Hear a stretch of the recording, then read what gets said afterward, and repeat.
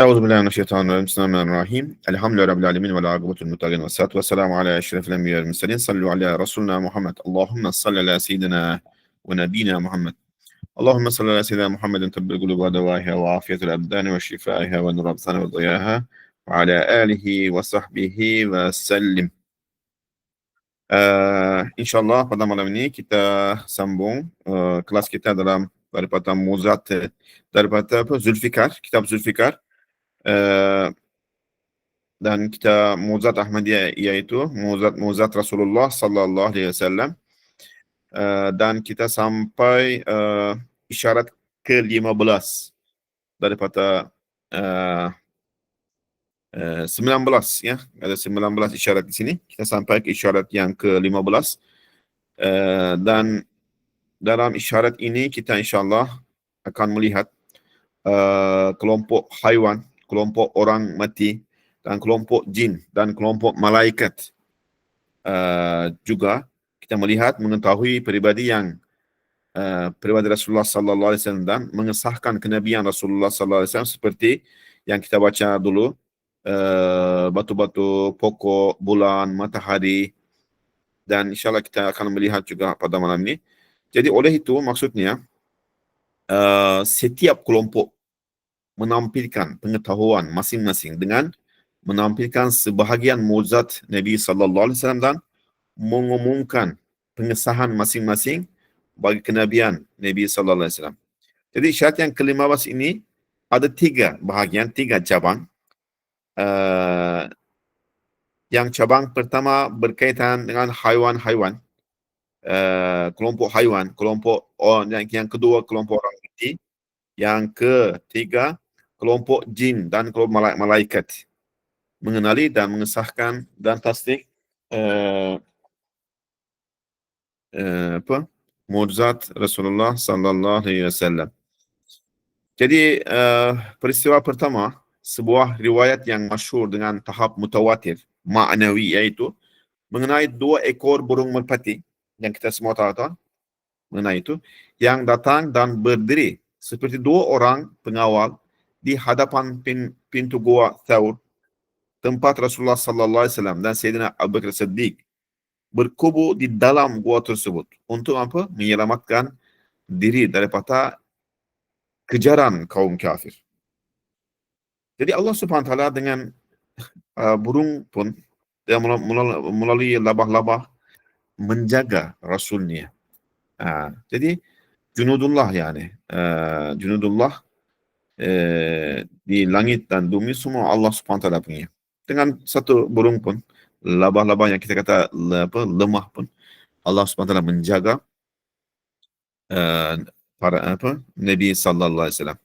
Hakaza labah-labah yang menutup pintu gua dengan satu tenunan yang tebal, yang ajaib dan luar biasa, seakan-akan melaksanakan tugas sebagai penjaga pintu. Ubay bin Khalaf, yang mana Nabi sallallahu alaihi wasallam membunuh dia di perang Uhud. Ubay bin Khalaf ini adik juga dengan Umayyah bin Khalaf, kan? Umayyah bin Khalaf dibunuh di perang Badr. Ubay bin Khalaf pun dibunuh oleh tangan Rasulullah sallallahu alaihi wasallam di perang Uhud. Yang merupakan salah seorang daripada pemimpin Quraisy dan yang terbunuh dalam peperangan Badar, bukan Badar, di Uhud, ujung perang Uhud, di tangan Rasulullah sallallahu alaihi wasallam, telah melihat ke gua. Dia melihat, nampak gua tu. Sahabat-sahabatnya berkata kepadanya, marilah kita masuk, kita tengok. Ubay berkata, seorang bijak, kan, bagaimana kita masuk? Sungguhnya aku melihat satu tenunan labah-labah seakan-akan ia ditunun sebelum kelahiran Muhammad. Dan di sini juga terdapat 2 ekor burung merpati. Jikalau di dalam gua ini terdapat manusia, adakah kedua-dua burung itu tetap berdiri di situ? Kan? Anggap dirinya bijak, kan? Tapi Allah SWT menutup mata mereka melalui 2 ekor haiwan. Maka seperti itu, Imam Al-Jalil Ibn Al-Wahhab riwayatkan juga bahawa terdapat sekelompok merpati yang diberkati telah melindungi Rasulullah sallallahu alaihi wasallam di atas kepalanya pada hari pembukaan Mekah. Seperti yang mungkin dari jauh kalau nampak seperti awan, tapi kalau melihat dengan teliti, burung-burung yang merpati menjaga dari atas Rasulullah SAW. Diriwayatkan juga oleh Sayyidatina Aisyah radhiyallahu anha, Aisyah Siddiq, satu riwayat sahih bahwa beliau berkata, di dalam rumah kami terdapat seekor burung jinak seperti merpati, mungkin namanya dajin ya. Apabila Rasulullah SAW berada di rumah kami, burung itu berdiri, diam, tidak bergerak. Namun apabila Rasulullah SAW keluar, burung itu mula bergerak, terbang, datang dan bergerak tanpa henti, dengan makna bahawa burung tersebut mendengar kepada Rasulullah SAW dan diam ketika kehadiran Nabi SAW dengan tenang. Jadi kita mungkin kita tak bagilah fatwa di sini, tapi bukannya dikata ada sana satu sangkar di rumah Rasulullah SAW, dalam sangkar ada burung, bukan kata begitu kan. Sebab rumah-rumah masa itu dia tutup saja atasnya dengan kayu dan macam terbuka sekelilingnya. Jadi bolehlah burung boleh nampak, boleh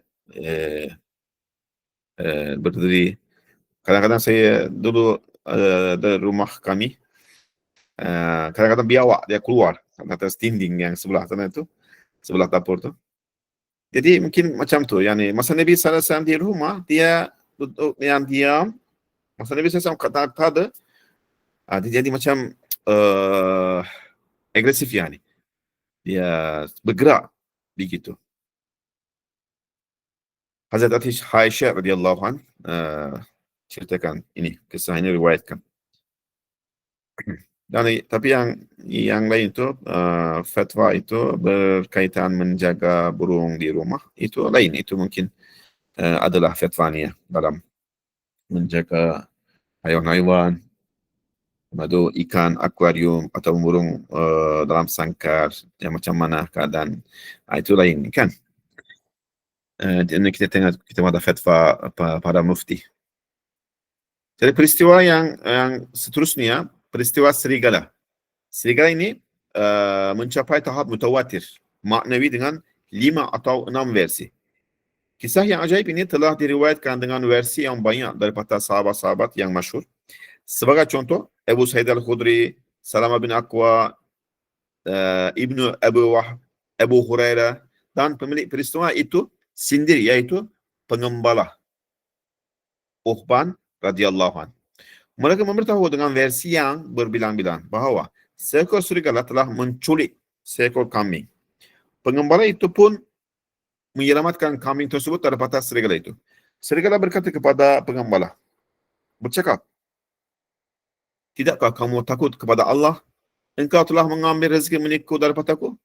Pengembala berkata, sungguh ajib. Seekor serigala berkata-kata. Serigala berkata, yang ajaib adalah keadaan kamu sendiri. Sungguhnya terdapat seorang rasul di belakang wadi ataupun lembah ini memanggil kamu ke syurga, sedangkan engkau tidak mengetahuinya. Jadi keadaan kamu lagi ajaib. Walaupun semua versi bersepakat di atas bercakapnya serigala. Sungguhnya menurut riwayat Abu Hurairah, dan ini adalah versi yang kuat, pengembala berkata kepada serigala, aku akan pergi, tetapi siapakah yang akan menjaga kambing-kambingku? Dan serigala berkata, aku akan menjaga kambing-kambing tersebut. Lalu pengembala meninggalkan pengembalaan kambing-kambingnya untuk serigala. Lalu datang menemui Rasulullah sallallahu alaihi wasallam dan memeluk agama Islam. Dia ceritakannya apa yang berlaku, dia ceritakan kepada Rasulullah sallallahu alaihi wasallam. Kemudian pulang semula dan mendapati serigala sedang mengembala. Tiada kambing yang kurang. Beliau pun menyembelih seekor kambing bagi serigala tersebut kerana serigala itu sudah menjadi ustaz bagi pengembala itu. Jadi kejadian ini pun diriwayatkan dengan versi-versi yang sangat kuat dan mutawatir maknawi Yang riwayat yang seterusnya daripada Abu Sufyan dan Safwan. Masa sebelum masuk mereka, sebelum masuk Islam, Abu Sufyan bin Harb ketua Makkah, dan Safwan bin Umayyah, kan ayahnya dibunuh di Badr. Safwan bin Umayyah daripada kalangan pemimpin Quraisy telah melihat seekor serigala mengejar seekor rusa. Rusa itu, mereka masa itu di luar dekat Makkah masih nampak serigala itu kejar seekor rusa, dan rusa itu memasuki Masjidil Haram yang mulia. Serigala itu berpatah balik. Mereka merasa kagum, berkhairan. Serigala itu pun berkata dan memberitahu ke Rasulullah Nabi sallallahu alaihi wasallam. Abu Sufyan berkata kepada Safwan, kami tidak menyebut kisah ini kepada siapapun kerana aku takut penduduk Mekah akan kosong dan memasuki kepada pihak orang Islam. Tengok macam mana mereka degil, kan? Yani masa itu yang fikiran masa itu. Setelah mereka masuk Islam, kan mereka jadi sahabat Rasulullah SAW, Safwan, Abu Sufyan. Dan masa itu bagaimana mereka, fikiran mereka, walaupun nampak muzir itu, tapi tetap mereka nak tinggal di agama nenek moyang mereka. Jadi kesimpulan sesungguhnya kisah serigala ini telah memberi qanaah seperti mana mutawatir makna yang sabit dan secara qat'i. Jadi ini pun diberitahu lepaslah mereka masuk Islam. Abu Sufyan dan Safwan ceritakan. Jadi kejadian ketiga, peristiwa unta. Peristiwa unta itu ada beberapa contoh yang lain-lain juga. Peristiwa unta yang diriwayatkan, unta yang bercakap dengan Rasulullah SAW, dengan 5 atau 6 versi daripada para sahabat yang masyhur. Sebagai contoh, versi-versi yang berbilang-bilang bagi Abu Hurairah, Salabah bin Malik, Jabir bin Abdullah, Abdullah bin Ja'far, Abdullah bin Abu Affar radhiyallahu anhum, dan para sahabat yang di atas, setiap versi meriwayatkan secara sepakat bahawa seekor unta telah datang kepada Rasulullah SAW dan sujud kepadanya sebagai ucapan salam, penghormatan dan pengagungan. Kemudian bercakap dengan Nabi SAW. Nah, dengan versi yang lain diriwayatkan juga dalam beberapa versi bahawa unta tersebut telah mengamuk di dalam sebuah kebun lalu menganas. Unta itu tidak membenarkan seorang pun mendekati, malah menyerang. Jadi dia marah kepada mereka. Rasulullah sallallahu alaihi wasallam datang kepada unta itu, masa itu saya lalu di sana. Unta itu datang dan sujud kerana memuliakan dan duduk di sisi baginda sallallahu alaihi wasallam, mengikat dengan satu tali kekang. Unta berkata kepada Rasulullah sallallahu alaihi wasallam, mereka telah menggunakanku dalam pelbagai perkara dan pekerjaan yang berat. Sekarang mereka hendak menyembelihku. Oleh itu aku mengamuk. Lalu Rasulullah SAW bertanya kepada pemilik unta, "Ahuwa kezalik?" Adakah perkara itu seperti yang dikatakan? Pemilik unta berkata, "Ya." Begitu juga unta Rasulullah SAW yang dipanggil Adba atau Qaswa. Ada dua unta Nabi SAW, Adba dan Qaswa. Ini Adba, unta itu tidak makan dan tidak minum selepas kewafatan Nabi SAW sehingga mati. Nabi SAW sangat sayang dia, peluk dengan dia. Setelah Nabi SAW wafat, dia pun kerana kesedihan tak makan tak minum sampai sehingga mati. Dan sebahagian daripada para imam yang masyhur meriwayatkan seperti Abu Ishaq Al-Isfirani bahawa unta itu telah berbicara dengan Rasulullah SAW. Satu kisah yang penting.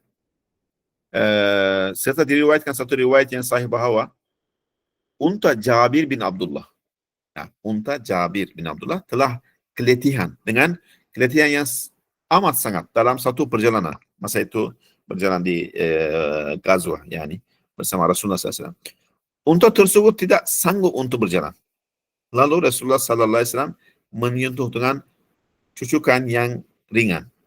untuk berasa gembira dan semangat dengan layanan yang baik untuk unta tersebut sehingga sukar untuk dipegang tali kekang unta itu, yani dia lari sangat di depan dan tidak dapat dikejar di atas jalan kerana unta itu pantas berlari sebagaimana yang diriwayatkan Jabir bin Abdullah.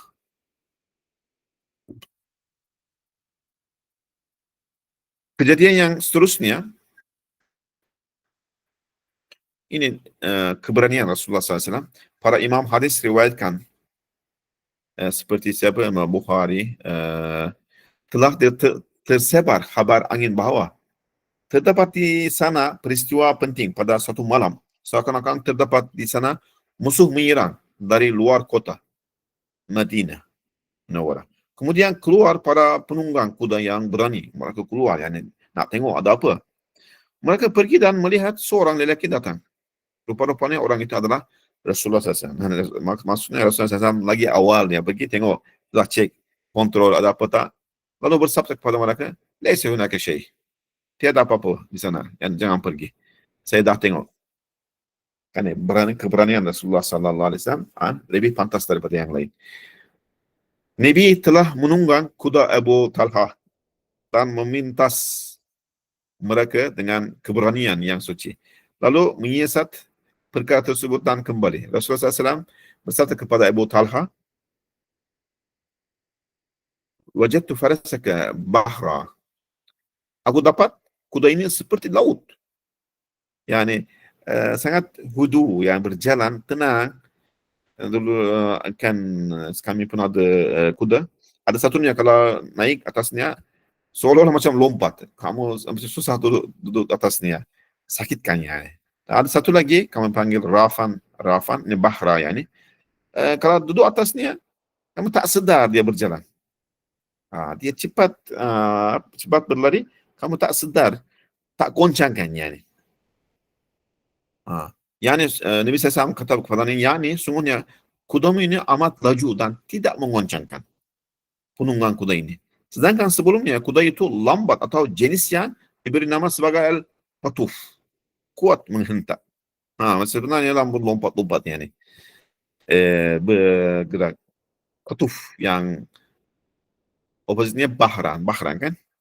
Selepas malam itu tiada satu kuda pun dapat memandingi kuda itu dalam berlari, menandingi kuda itu dalam berlari. Mereka dapat kemuliaan, kan? Semangat. Diriwayatkan riwayat yang sahih bahawa Rasulullah SAW telah bersabda kepada kuda baginda, kepada Abu Talha,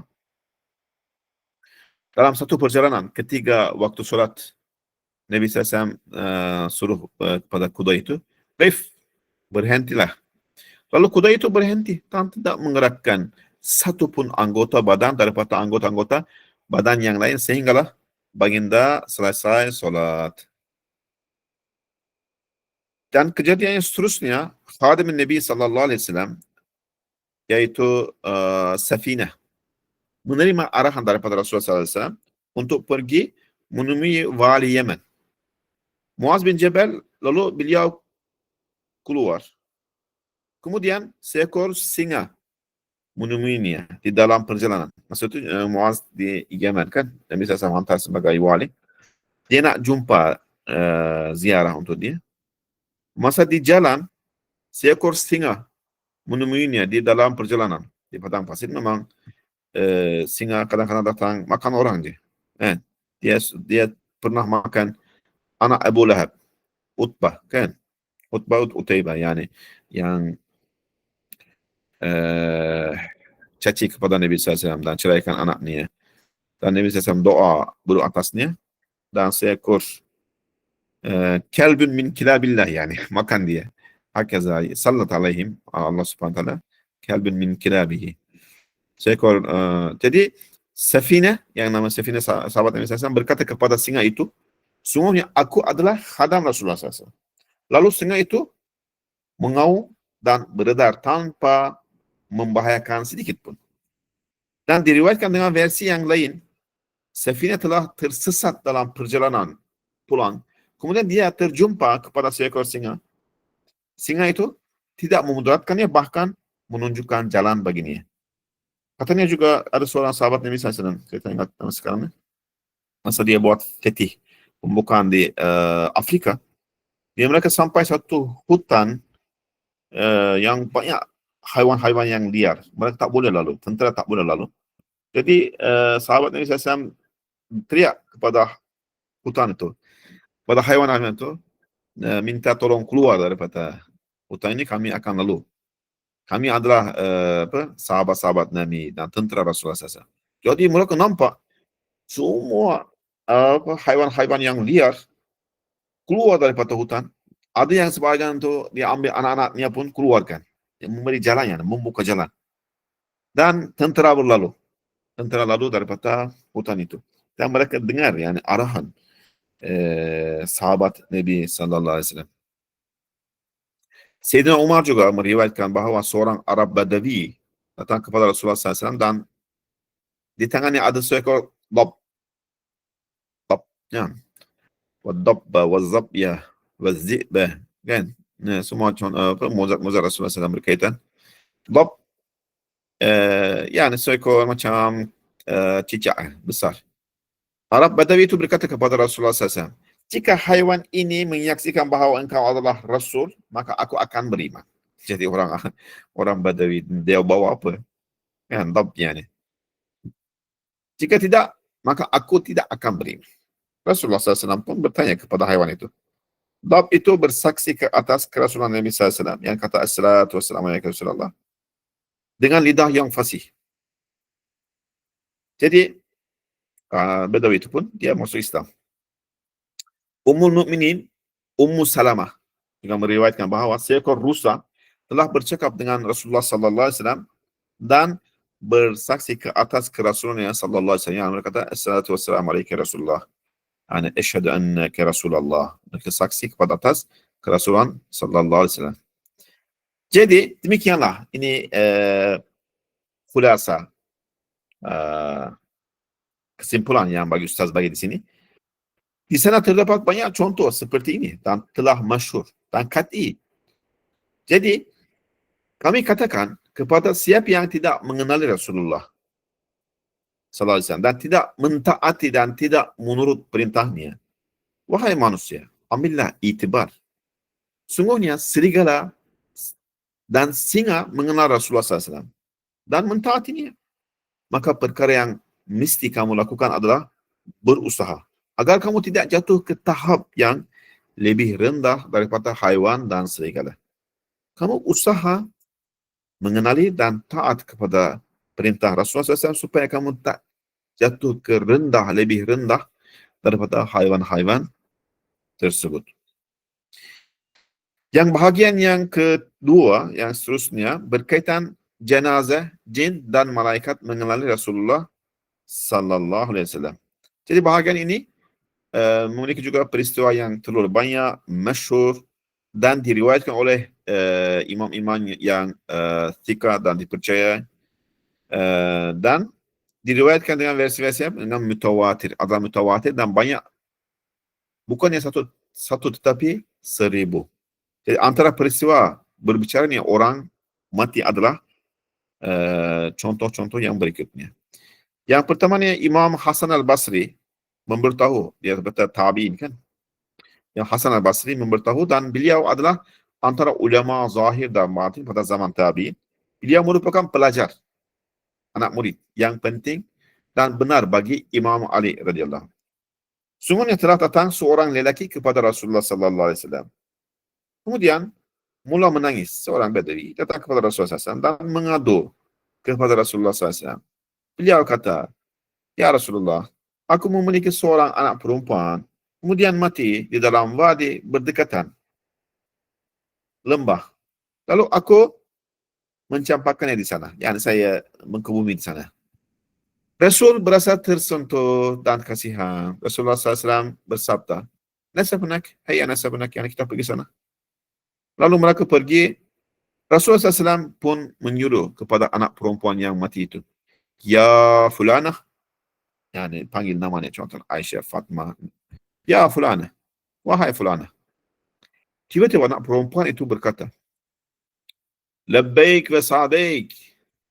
Aku sambut panggilanmu dan kebahagiaan untukmu selepas kebahagiaan.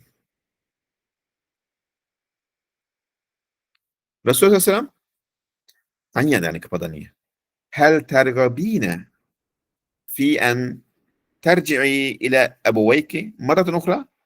Rasulullah SAW bertanya, adakah engkau ingin kembali kepada kedua ibu bapamu sekali lagi?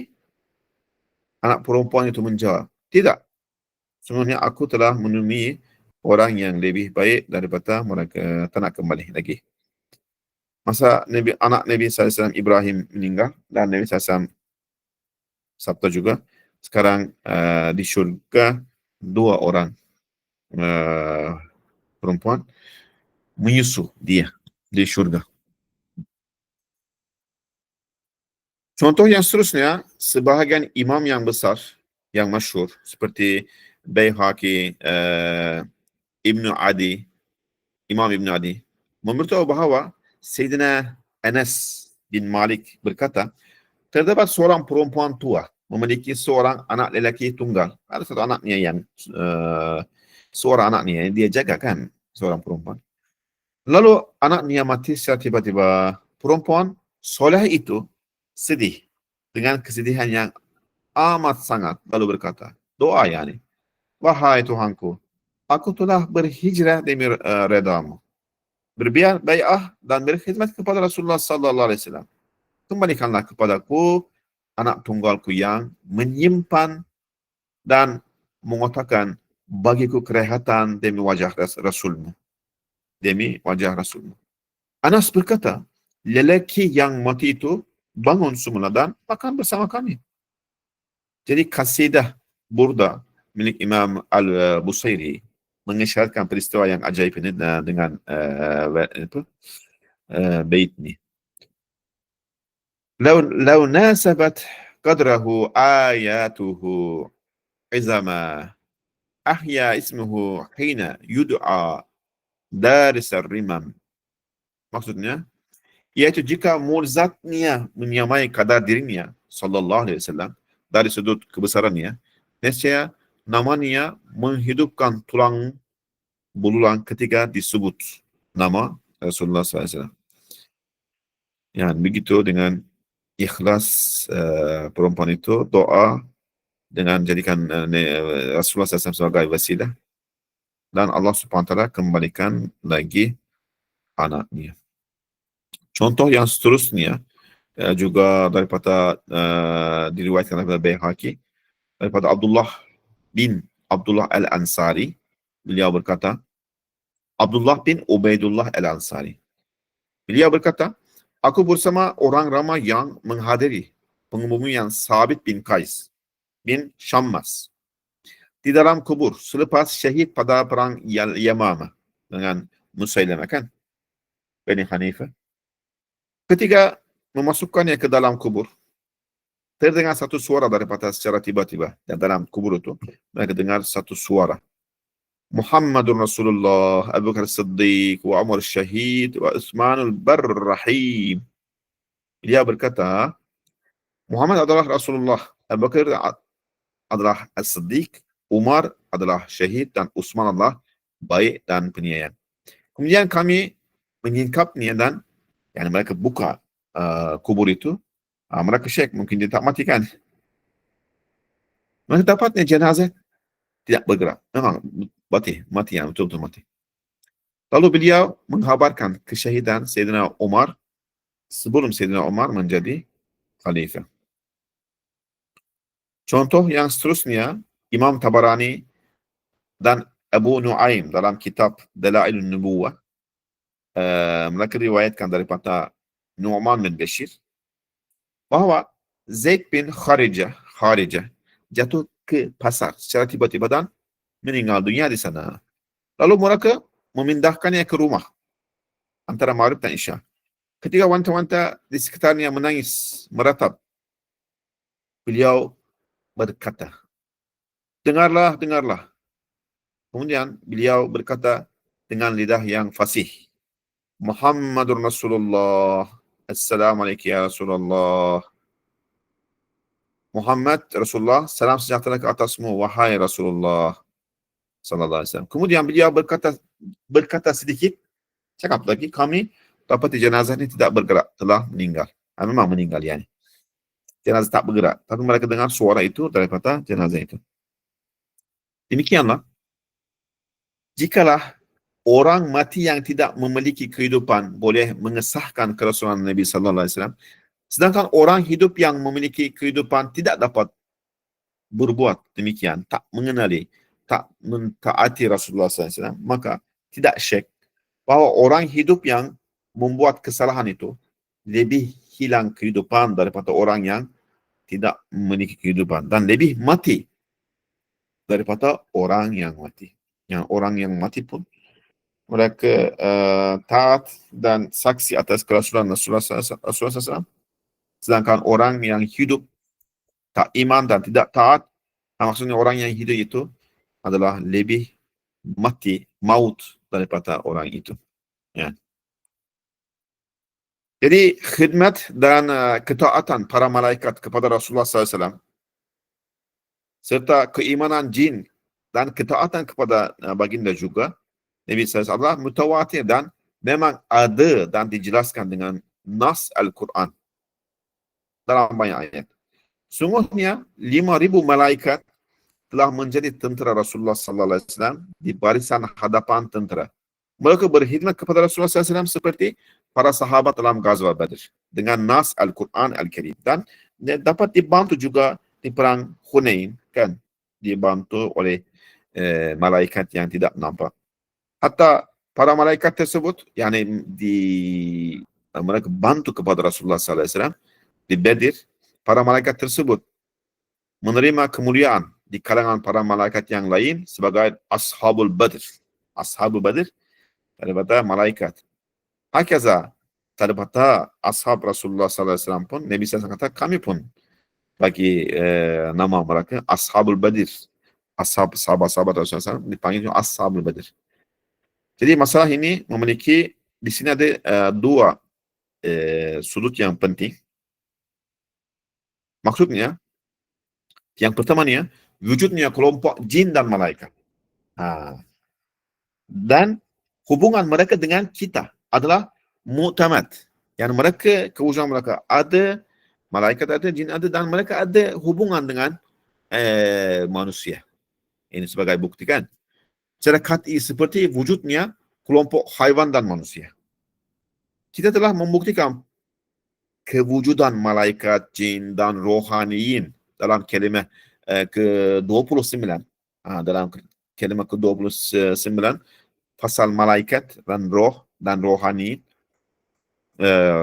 diisbatkan di sana. Jadi tahap kemutamatan bagi wujudnya kedua-dua kelompok ini adalah sangat qat'i, yani. Ya, sangat jelas, sangat qat'i.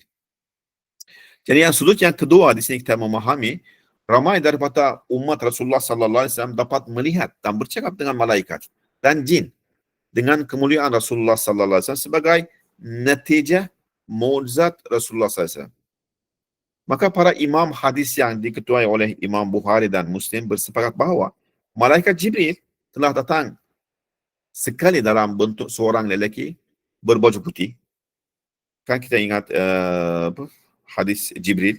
Kemudian malaikat ini datang menemui Rasulullah sallallahu alaihi wasallam ketika baginda sedang duduk bersama para sahabat dan berkata, kenalkanlah apakah itu Islam, apakah itu iman, apakah itu ihsan. Dan Rasulullah SAW balas. Dan malaikat itu pun kata, ya betul kamu cakap. Para sahabat pun mereka berkhairan. Apa ini? Siapa? Dia datang, dia tanya, Rasulullah membenarkan Rasulullah SAW. Kalau kamu tahu, kenapa tanya? Kan? Dia tahu dan dia tanya. Lepas dia benarkan, betul kamu cakap. Tapi nampaknya orang itu bukan macam tetamu yang datang dari jauh. Tak ada kesan musafir atasnya. Ya, mereka melihat orang itu dengan penglihatan yang nyata. Orang itu seperti seorang musafir, melainkan tidak kelihatan apa-apa kesan perjalanan pada dirinya. Kemudian lelaki itu berdiri dan hilang secara tiba-tiba, berjalan, dan Rasulullah SAW berkata, "Laqad fa'ala Jibril zalika min ajli an yu'allimakum wa yudarrisa lakum. Itu adalah Jibril yang datang untuk mengajar kamu agama kamu. Jadi para imam hadis riwayatkan satu riwayat yang sahih dan qat'i dengan tahap mutawatir maknawi bahawa para sahabat pernah melihat malaikat Jibril di sisi Rasulullah SAW beberapa kali dalam bentuk dahyatul kalbi, iaitu seorang lelaki yang memiliki kecantikan dan keelokan para serupa. Rasul Nabi SAW pun hantar dahya kepada Kisra, kepada Kaisar ke masa itu ke Istanbul, tapi di masa itu di Syam Damsyik,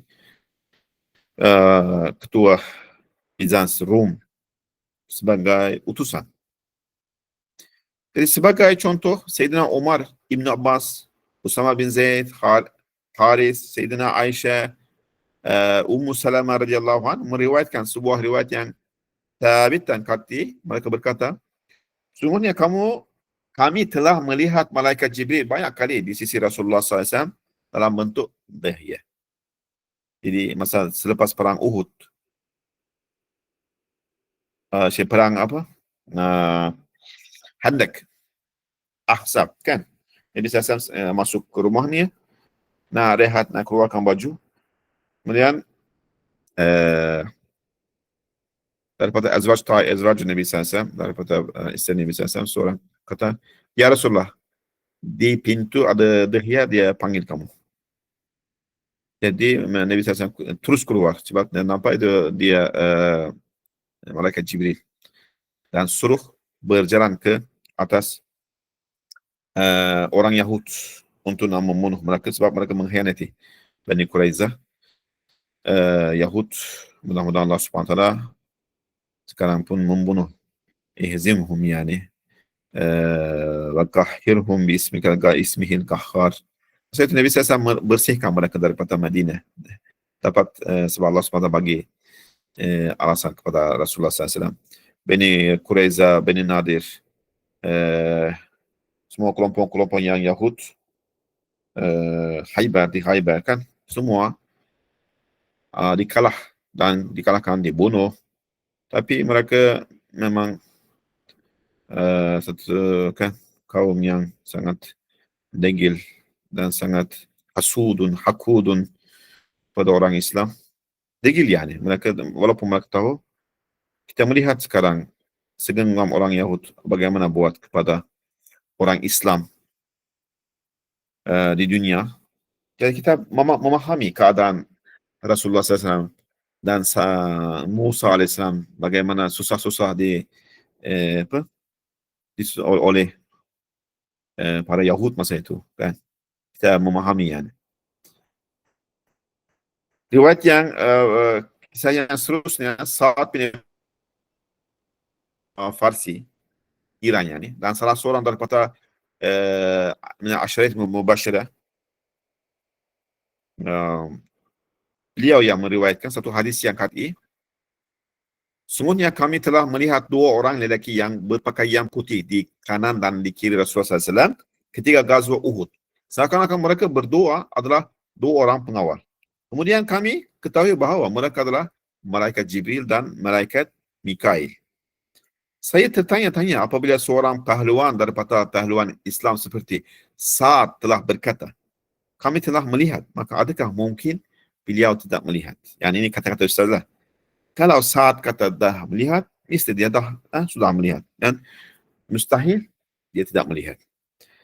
Jadi Abu Sufyan bin Harith, sepupu Nabi SAW, bin Abdul Muttalib yani,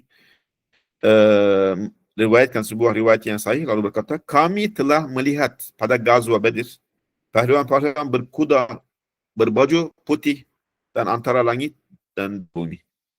Yang mereka dinampak oleh para malaikat tentera yang datang kepada Nabi SAW sebagai bantuan. Dan sahabat-sahabat Nabi SAW pun melihat mereka juga. Haizuma namanya satunya, malaikat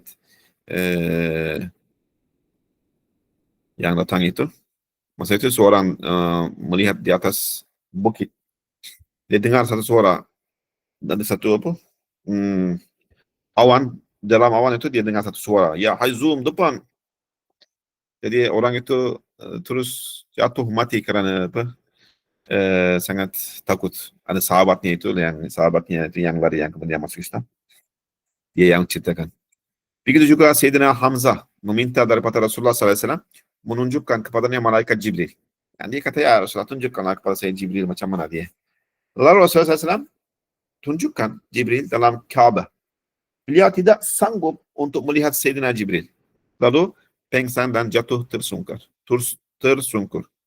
Kejadian memandang malaikat adalah banyak. Setiap kejadian ini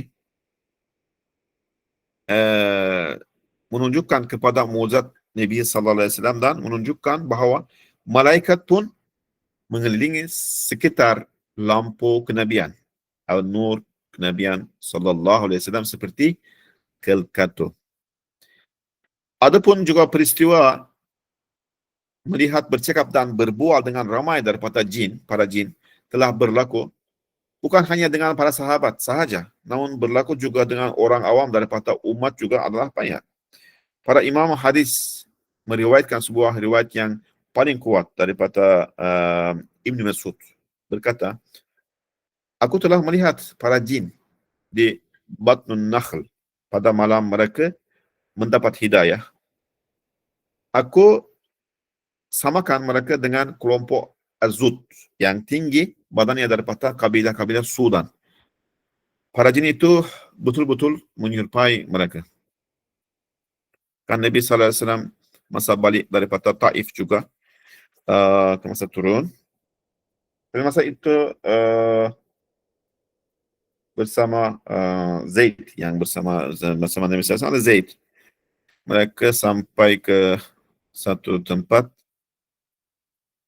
juga para jin mereka datang dan masuk Islam, dan bagi apa ketenangan untuk Nabi sallallahu alaihi wasallam, sebab orang ya Taif kan tidak percaya, mereka caci banyak, disiksa sampai Nabi sallallahu alaihi wasallam, mereka kejar sama Nabi sallallahu alaihi wasallam sampai ke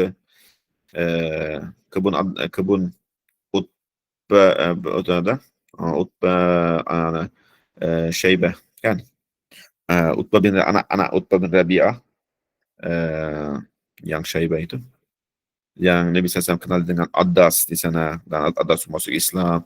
Dan masa balik dan masa turun itu pun Nabi SAW berjumpa dengan para jin.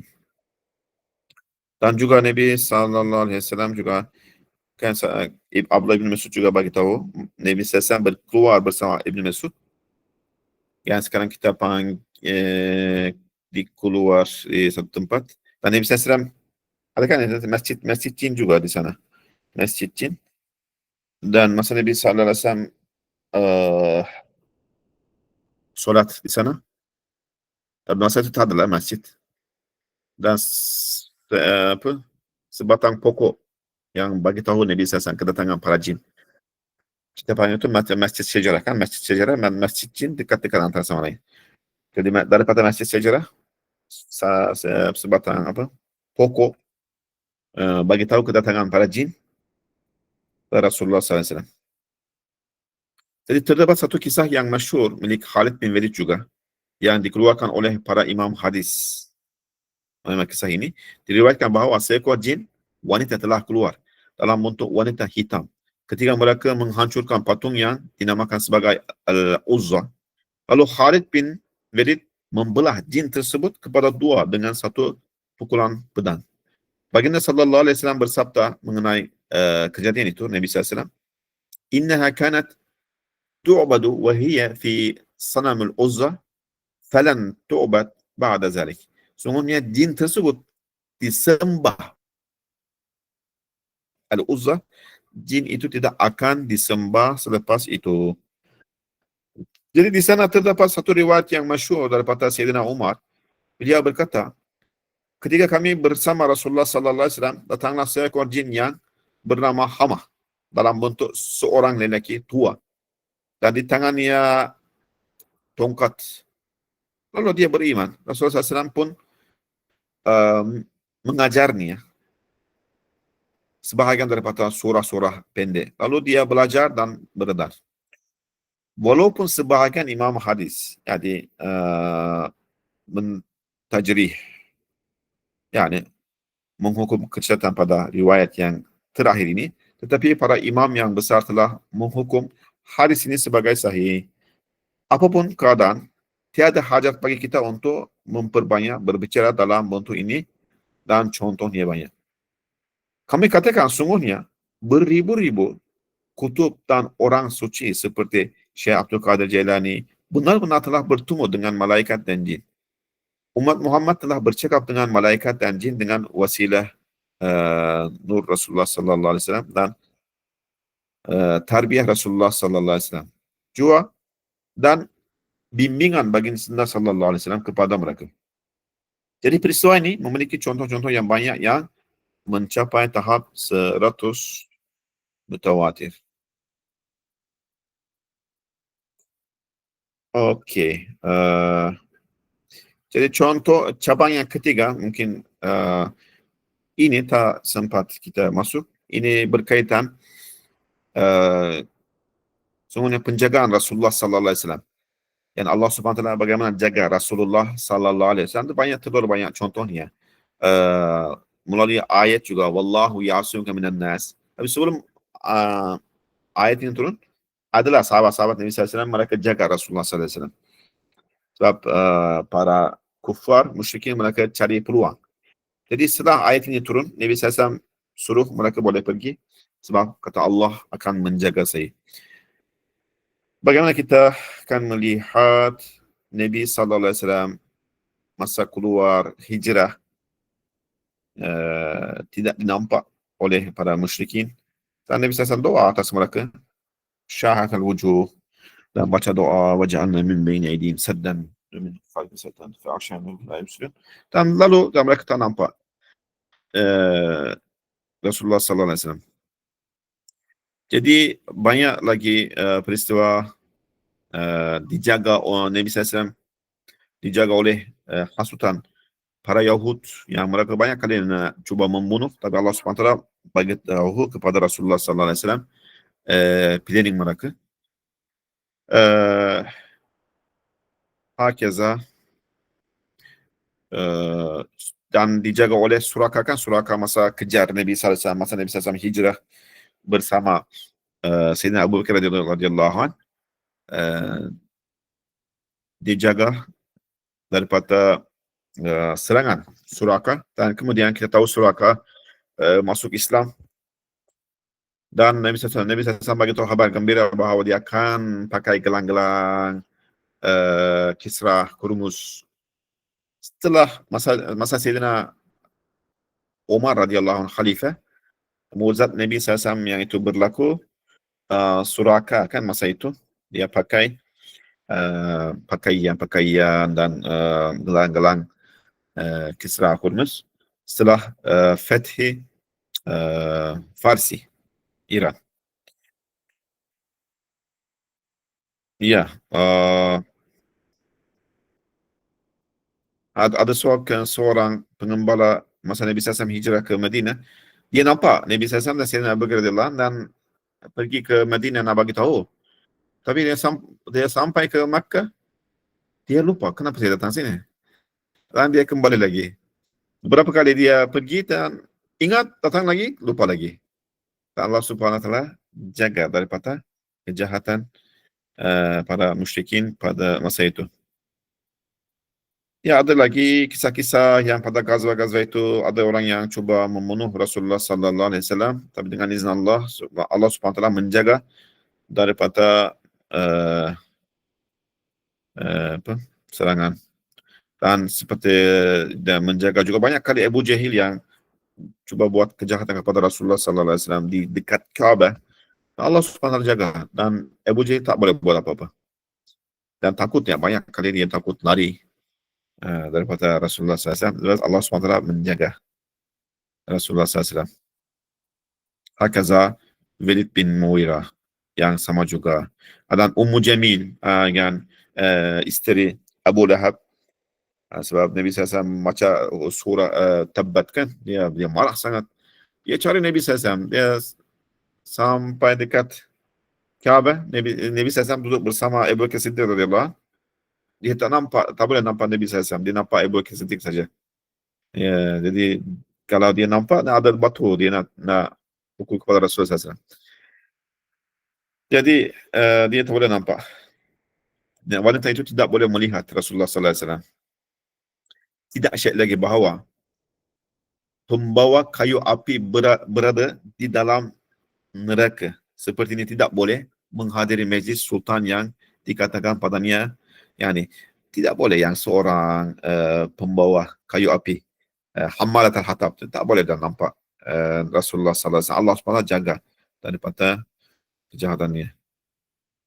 Okey, hadis-hadis ini, kejadian ini terlalu banyak. Kita insyaAllah tangguh soal kelas kita. InsyaAllah pada masa sudah habis. Kita doakan insyaAllah